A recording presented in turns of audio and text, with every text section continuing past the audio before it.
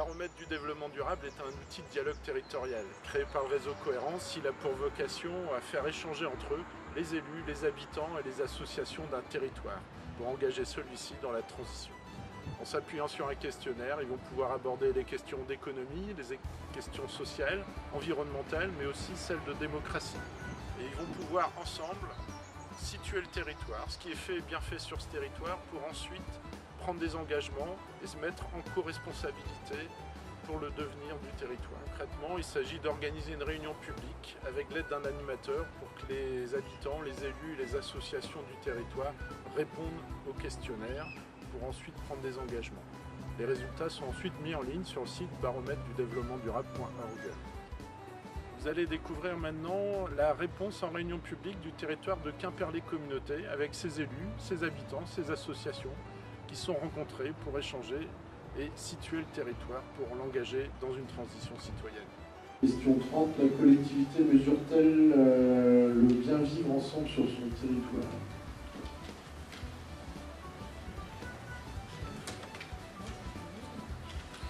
Qu'est-ce que vous voulez dire par là? Alors, est-ce que vous avez des indicateurs qui permettent de mesurer aussi le bien-être des habitants, le fait de vivre ensemble, d'être heureux sur le territoire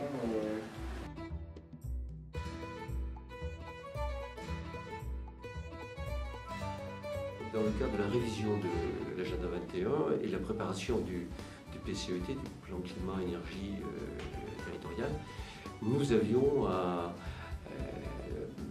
trouver des ajustements par rapport à ce qui avait été fait précédemment et notamment essayer d'ouvrir sur le public, c'est-à-dire les associations, et d'avoir une vision plus élargie par rapport à celle que l'on pouvait faire en interne, en travail interne avec les élus, comme on le fait habituellement. Donc, question 27, la collectivité propose-t-elle un système de garde d'enfants en horaire décalé accessible à tous?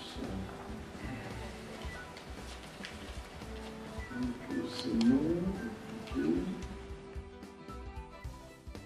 C'est celui de la qualité de l'eau, où nous pensions, en liaison d'ailleurs avec les acteurs du SAGE qui sont dans la même maison, réaliser un certain nombre d'opérations qui vont dans le bon sens. Certes, elles vont dans le bon sens, mais elles n'ont pas été considérées comme suffisantes, au point que il nous a été suggéré de poursuivre avec beaucoup d'ardeur le travail qui a été engagé pour encore améliorer la situation ici.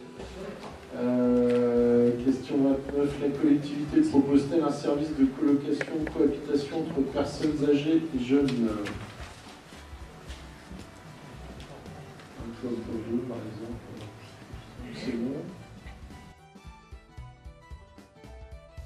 Beaucoup de sujets sont déjà traités, seulement il y a sans doute des approfondissements à réaliser sur un certain nombre d'entre eux.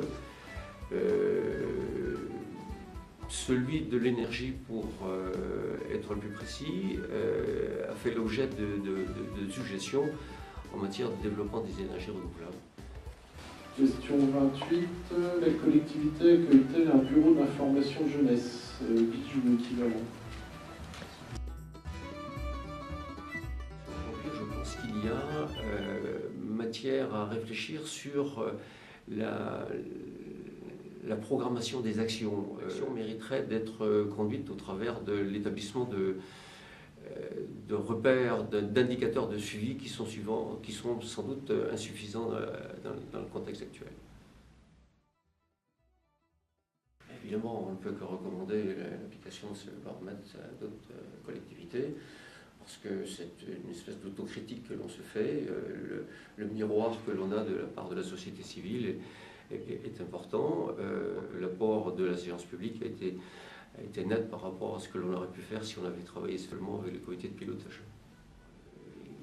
Il a le mérite de nous secouer un petit peu, quoi, de nous mettre face à nos responsabilités, ce qui apparaissait un peu anodin au travers de la lecture des 100 questions que je trouvais un peu nombreuses et difficiles à répondre.